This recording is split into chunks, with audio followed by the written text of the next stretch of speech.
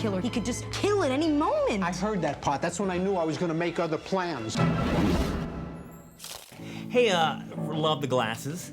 Thank you. You didn't have a problem touching your finger in the eyeball? Yeah, well, we had to come up with some reason why a young girl would be wearing glasses. I was like, I've got an idea. Hopefully it works.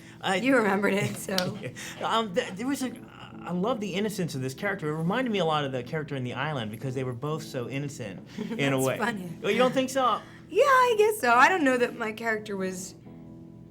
I think she was more just naive and kind of not that bright. You know what I mean? My interviews never go like Sandra's, so I'm thinking that was a... She kind of was, you know, I mean, she'd go in to get the scoop, and she was thinking that she was going to be all Rosalind Russell, you know, his girl Friday, really, you know, use her feminine wiles to get the story, and ended up sleeping with the guy and missing the interview. So I think that more than anything, she was just kind of a twit, really, and you know, but it ended up getting her somewhere in the end. She was a fun twit, though. Thank you.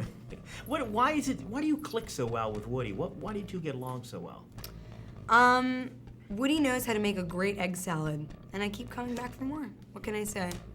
That's it? Yeah, and he shares his muffin with me in the morning. So, you know, I mean, between breakfast and lunch, all I've got to pay for is dinner. See, that's the real desire for being an actress. A free meal. That's what we're all here for. A free meal. You're not kidding. I had an amazing meal yesterday. I'm like, I got to do more of these things. I was watching you on screen with Hugh, and my first thought is, that guy is so freaking tall. He is quite tall, isn't he? He towered above everybody. Was that your first meeting with this guy? It was the first time. I think it was the first time I've ever met Hugh.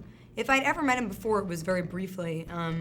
At some show or something like that, but yeah, he's very tall.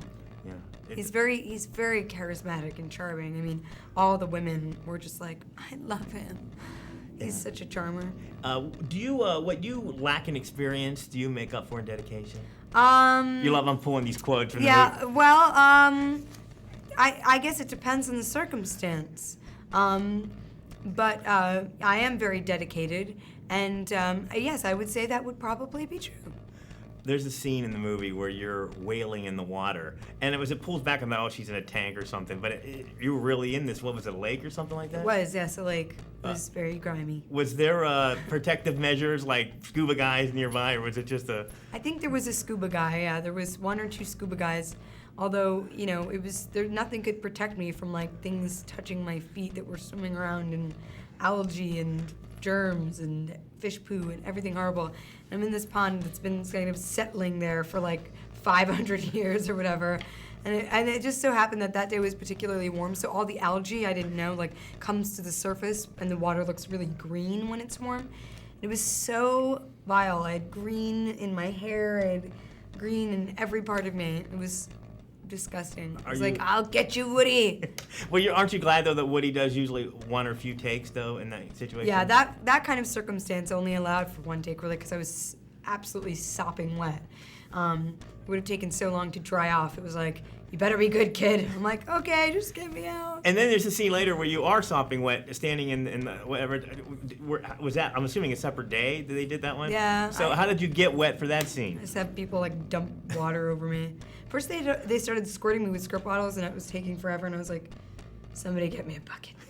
I can do this myself. Just like dumping pails of water over my head. But they were being polite about it, I'm sure, were they? I mean, there's no polite way to dump a bucket of water over somebody's head. You just gotta go in for the kill.